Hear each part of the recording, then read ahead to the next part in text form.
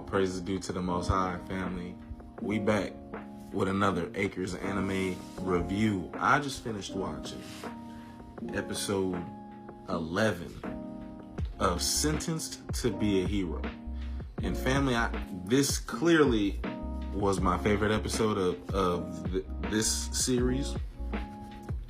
I don't know how the next episode is going to top it, but for a penultimate episode to the season, I mean, that was top tier. That was certainly top tier. Family, so basically, remember, last episode, we're given orders to defend the port, and we got to take back the tower, right? That's where the enemy has posted up. The enemies secured the tower. The tower's the cornerstone of the defense for this whole area, right? For the port city.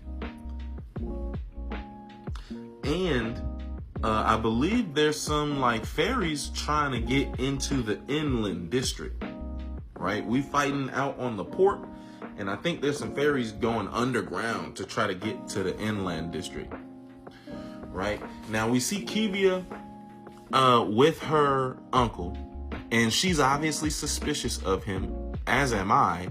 I think, what are they called? What do we call them in this series? The ones, they're working with the fairies, though. The coexisters, right? The coexisters. He's obviously a coexister. And I'm jumping ahead already. Boojum was talking about my king. Family, I'm coming to the conclusion that my king is this Maya Hazel guy, the Saint Maya Hazel, right? We heard the Guildmaster utter his name for the first time, and now Kivia's uncle is talking about his name, and then Boojum is referencing a king who, this is the first time we're hearing anything about like the demon lords having a king or anything like that. And the artillery guy that Boojum was working with, you know, he was our proxy. He was like, oh, so y'all have a king? Demon lords like report to an authority? And Boojum was like, oh, I said too much. But anyhow, family. So Kivia is doing some investigation on her own, right? And I think it was Frenchie who she went to. I think that's who she was speaking with, was Frenchie, right? And Frenchie's gonna come back with some information for Kivia. Now, Kivia also, before she went to see Frenchie, it was before she went to go see Frenchie. So he won't get this information, but he got some information that Kivia has already, was her right-hand man. Was it Risjit or Rathjit or something like that? So now remember, Kivia is kind of an ally, you know, she's kind of working with the heroes. So I think this Holy Knight is kind of gonna be an asset of the hero unit, I'm thinking, because he's loyal to Kivia, right? And Kivia is on a search for the truth right now, right? And we already know some of the heroes' backgrounds, you know, lead them to be like truth seekers and revolutionaries, the type, you know. Okay, now other than Kivia doing her investigation, though, we're all hands on deck, and that's why this episode was so fun. We seen everybody except Sav. Sav did not show up by this episode, but I'm confident he will, because we got to take care of Spriggan next episode. But so basically what the game plan is Xylo and Teorita, they're heading straight towards the tower, because at the tower is Boojum. It really is the whole gang, honestly, because before we reached Boojum, we had to fight that girl, and she was honestly a problem. On top of all the fairies, it was a crazy gauntlet that Xylo had to run through with Teorita, right? But so while they're heading there, you know, His Majesty, they're holding down the fort over here, and then Rhino and No, we left Rhino by himself. I believe Rhino was also equipping they came across some people that were hiding out, not in a safe position. So we left Rhino to help them and to be our artillery, right? Because while we running down our gauntlet, Xylo, they have an artillery, right? And we got Boojum and this girl to get through. Now we locked down the girl, and then Jace. I mean, I like a lot of the characters on this team, but the ones that stand out to me the most, obviously Xylo, Jace, and His Majesty. I mean, these are like the ones that I like the most, I guess. I think it was Tatsuya with Rhino. Is that who was helping Rhino?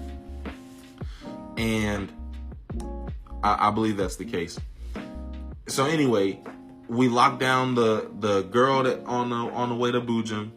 Jace hits her with a big old dragon blast. Oh yeah, we kicked. Oh, I felt kind of bad for her because we catapulted her towards the dragon blast, and then she got annihilated.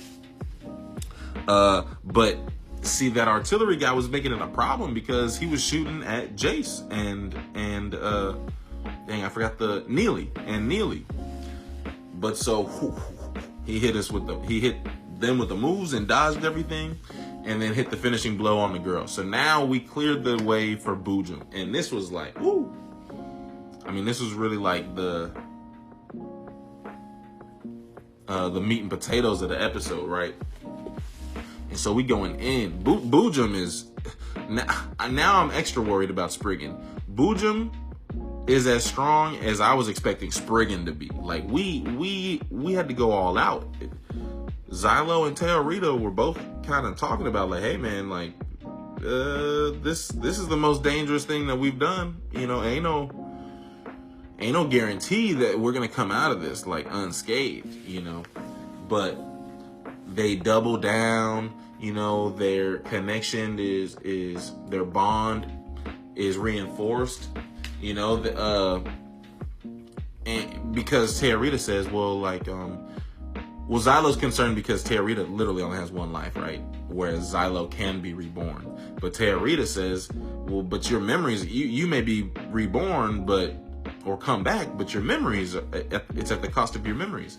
So she says, I will protect your memories. And he's like, well, okay, then I'll just protect you. Like we're protecting each other, therefore, you know, we'll come out. And Boojum was a problem. Now, thankfully, like I said, Rhino took out their artillery. But then because we scrapping with Boojum so much, Xylo's literally asking, he's like, can y'all help here? And Jace and Rhino like, we can't see nothing, right? Now Xylo did impress me. He hit him with the Naruto kunai move, right? Because Rhino had mentioned to him, Rhino had already hit the tower, right? We're supposed to be defending the tower. Rhino, it's leaning. And he tells Xylo that. Now Xylo takes advantage and he basically just sends the whole thing crashing down. I'm pretty sure, right? Because he hit it and they came crashing down. And then now here's the interesting part, family. Boojum is extra determined here because he said he's bent on taking out Teorita, which is interesting to me, family, because from the Temple and Holy Knight's perspective, Teorita is like the lowest on the totem pole as far as goddesses. But it seems as far as the demon lords and demon blights are concerned, she's obviously a high priority. And then he said the world-ending holy sword or something like that when we hit him with the final blow. So I don't know if the holy sword is what sets Teorita apart in this way, or if there's something else. But that I thought was interesting. And all that's left is Spriggan. I mean, thankfully we came out with it on top of this one, but this one was a tough one. It took all hands on deck. But this was definitely my favorite Sentence to be a Hero episode. All praise is due to the Most High. Peace and love.